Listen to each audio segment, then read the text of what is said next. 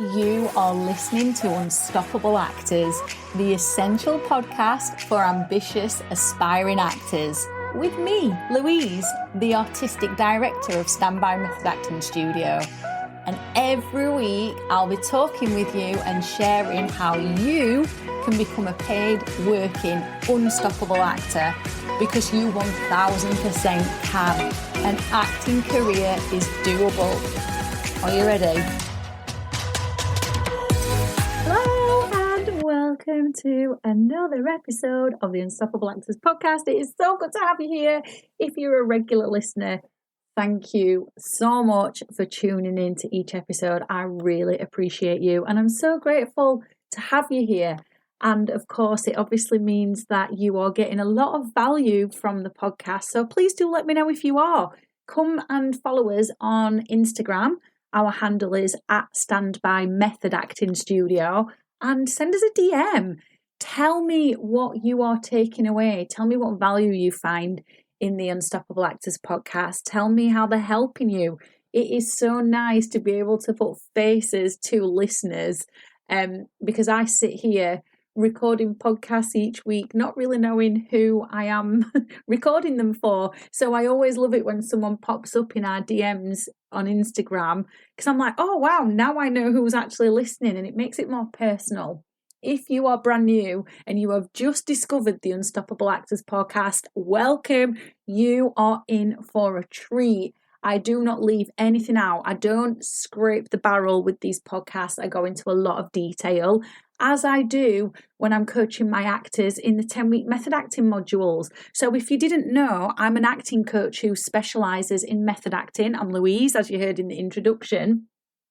And I've been coaching unknown actors for a very long time, almost 13 years. I've been taking them from unknowns. They come to me with a blank CV, or basically no acting CV, and I help them develop their skills to such a level, and I help them learn about the industry and where to find work and how to market themselves, and then they start converting auditions into paying jobs, and they've landed some incredible work on things like Netflix dramas, TV soaps, Amazon Prime films, stage plays, and they've also gone on to land places on agents' books who are very, very reputable in the industry. So I just want to let you know that if you want to take what's in this podcast to a more advanced level, the best thing you can do for your acting career right now is come and train with me. Let me coach you. And the best way for me to do that right now is in the 10-week method acting modules. So they reopen, they start again in April the 12th.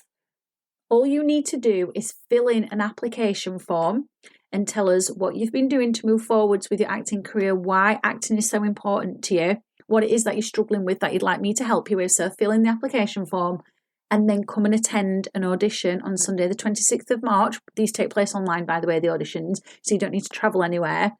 I give you a script and you just have to do your best with the script. Show us how you would approach a character. Even if you're brand new to acting, just do your best with it. Take a chance. And then if you are successful, you will be given one of the 8 places we have available, and you can start your training with me on the 12th of April 2023. Now, the studio is in Sheffield, but you don't need to be from Sheffield. Lots of people think, oh, no, well, I live in, I don't know, let's say Leeds, or I live in London, or I live in Cumbria. And we've had actors.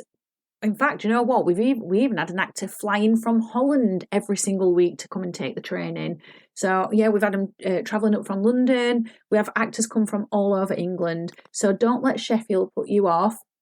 This is the best thing you can do for your career. So I've left the links for you underneath the episode.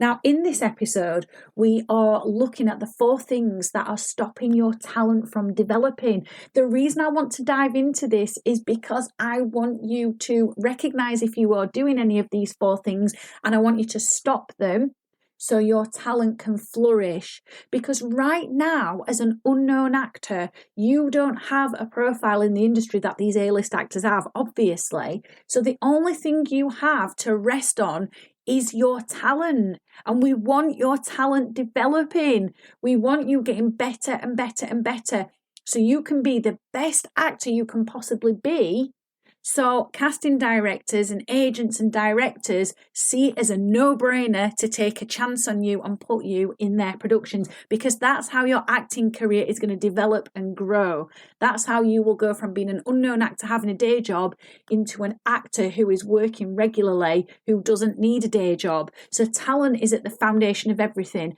And here at Standby Method Acting Studio, our motto is the craft first for long-term success. So I want you to remember that. Write it down somewhere or tell it yourself every single day, the craft first for long-term success. And as I go through these 4 things that are stopping you from developing your talent, I'm going to share some little stories from my own acting career and my own experiences as well. So should we just dive in and get on with the first one? The first thing that stops you developing your talent is insecurity. It's being insecure about your acting skills, insecure about who you are as an actor, insecure about what you can bring to the character. Insecurities are poison. They are absolute poison, and they infect absolutely everything. They infect the way you show up for characters and really hinder what you can do with them. And I know because I've experienced insecurity myself. So insecurities will show up as thoughts such as, am I good enough? Am I rubbish? Do I have what it takes? Oh, everyone else seems better than me. Oh, I wish I could act the way so-and-so does. And the thing about insecurity is, if we don't nip it in the bud now, it will absolutely block you and you will stagnate, not just with your characters, but you will stagnate with your acting career. You literally won't get it off the starting blocks. And I know this because I've experienced it myself. When I was taking my professional training, I used to have thoughts like this all the time. Honestly, they were incessant, and I would compare myself to others, but in a way where I'd put others on a pedestal and make myself lower than everyone else, and I'd think everyone else was better than me. And in some respects, we do need some external validation, but you have to validate yourself. You really have to validate yourself because there's no validation like your own. So I've had to really change my mindset with this. Now, if you're having these kind of thoughts, in method acting, we call this mental tension. And it means that your mind is tense and it stops you from connecting to your imagination. It stops you connecting to your true potential. I've had to really work on my mindset and change it. And I've realized that I'm here for a long time with acting. I'm here for a long, long time, and that there is always something to learn, and that is okay. It's okay for me sometimes to have off days as long as I'm committing to my learning and committing to growing, and I'm not feeding these ugly thoughts in my mind, these poisonous thoughts. So you have to change your mindset as well. Maybe accept that, yeah, there are going to be some actors who are better than you. But that's fine, that's okay, because we're all at different levels. How do you know these other actors have not been training for an extra 10 years, working at the craft for an extra 10 years on you? How do you know they've not been doing this since they were a little child? You know, it's okay for some actors to be better. You just need to focus on yourself. And if you're asking yourself questions like, am I good enough? Am I rubbish? Do I have what it takes? Well, what I figured out is, if I'm still learning and working on my craft, then I'm in the process of becoming the best actor that I can be. So these insecure thoughts do not serve us as actors. The second thing that stops you from developing your talent and becoming the best actor you can possibly be is not making interesting character choices. And what I mean by interesting character choices is not playing the character in the obvious way, not playing it the same way that everybody else would. It means taking a risk. It means seeing something in the character from the script that perhaps other actors have not seen. And rather than going, oh my God, I don't know whether I should try this thing because nobody else is doing it, just do it. Take a chance. It's either going to pay off or it's not. And it doesn't matter if it doesn't, because that's a learning point, isn't it? That's something for you to go away. It's teachable. It's for you to go away and go, oh my God, yeah, it didn't work because of this. Now, if we're not making interesting character choices, it's because we're operating from a place of fear. And it might be that we're scared that we're going to embarrass ourselves if we do this thing that nobody else is doing. But here's the thing. Art, and acting is an art, art is messy. And in the learning process, it should be messy. you should be making mistakes. You've got to tell yourself that if I don't make this interesting character choice and just play it out, I'm never going to get out of my comfort zone, and I will play it safe all the time. And playing it safe, whilst it feels nice, it doesn't actually get us anywhere, does it? So again, just take the chance, do it, be okay with messing up, and own it if you mess up. God, I've made so many mistakes with my characters and with exercises and with my acting, and so have my students, but I actively encourage them to do it, because it's a bit like when you're learning to drive. If you don't stall the car, well, no, how can I reword this? When you stall the car, you learn from that, don't you? Because you've done it, you've made the mistake, and you go, oh my God, yeah, actually just don't pull the clutch up too quick and then I won't stall it. I mean, at first it is obviously embarrassing when you've got a big massive queue of cars behind you. But then when you've been driving for a good number of years and you stall it, it's nothing. It's just like water off a duck's back. You're okay, just need to turn the engine back on again. And we've got to get you to that point with your acting where you make a mistake and you're like, oh yeah, it's nothing. I've just made a mistake and that's fine. I'm just going to learn from it. And you pick yourself back up again and you carry on. So then the third thing that stops you from developing your talent is trying to do what you think others want with the characters and with the scenes, and how you think others think the scene should be. And this is really sad, to be honest. It makes me sad when I see actors doing this, because it means they're not an artist in their own right.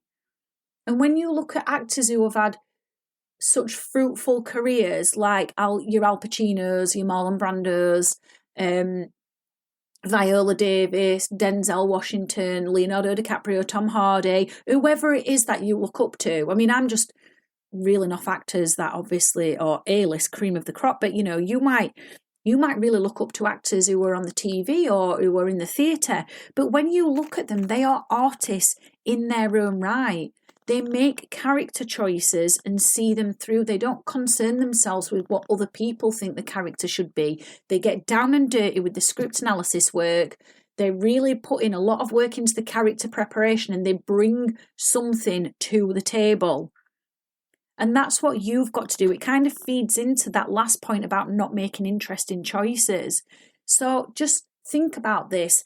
When you are doing what you think others should do, when you are doing what you think others want with the character, such as the director or the casting director, remind yourself that I am an artist. I have the right to play this character, and I can play them how I interpret them from the script. And when you start doing that, you will build up confidence. Now, if you lack confidence right now, you don't need to worry, because confidence is something that we can learn, but we only learn it by taking action and doing things. Confidence doesn't just get handed to us on a plate. So then the final way, the fourth way that stops us from developing our talent, is not training. I mean, how will you ever know what your blind spots are, what your weaknesses are, your performance weaknesses, if you're not training and you're not getting feedback from a coach? You're literally out there in the industry going blind at everything, aren't you? You're just hoping for the best. It's like clutching at straws. Do you want to be that type of actor who does clutch at straws and hopes for the best? Hope is not a good strategy as an artist. It's just not. Ask yourself, do you want to be the best actor you can be, and what does that look like for you? Now, it's different for everyone, but what does that look like for you? You right now listening to this, what is being the best actor to you? There's barely any actors in the industry who didn't take some form of training. You've got to do it. No ifs, ands, buts, or maybes. Because the training, when you are trained and coached well, will help you build confidence. It will give you the techniques that you need to be able to connect to all characters that you're ever asked to play. And you will also know how to get yourself out of sticky situations in scenes when scenes are not going right, because you've had the training, you've learned. So what type of actor do you want to be? If you know you want to train in method acting because you've seen the results it gets those actors at the top of their game, and you want to be able to create work to a level that they do, obviously your own work with your own stamp on it, but to a level that they do, then I really recommend you applying for a place on the 10-week method acting module in April, because This is where we're going to get down and dirty with the craft. We're going to make mistakes and we're going to be okay with it. We're going to get messy, but you're also going to learn to build yourself back up as an actor, because I will be giving you the tools and techniques that you need to overcome the performance weaknesses that you've currently got, which, by the way, everybody has. I have performance weaknesses as well. Those actors in Hollywood do. Those that you see on your TV screens on Netflix and Amazon Prime, they do. But the thing is, they've got techniques to get them out of that, and that's what you need. So go and check out the 10-week method acting module. Click that link underneath this podcast episode to go and have a read, and then fill in an application form. And also leave a review for this episode as well, because my aim always with these is to get you thinking, is to get you thinking outside of the box.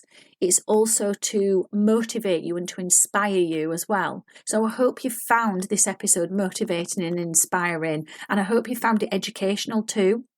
So if you have, please do leave us a review, please do share the episode, and I'll see you in the next one.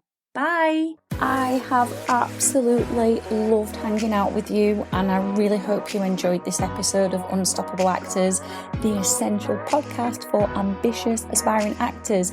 Now, if you did, I'd really love you to subscribe so you never miss an episode, and leave a review. And if you would like weekly injections of inspiration, you'd like mini method acting challenges to keep you making progress with your dreams, come and join the most supportive acting community online by clicking the link in the notes to help you become an unstoppable actor.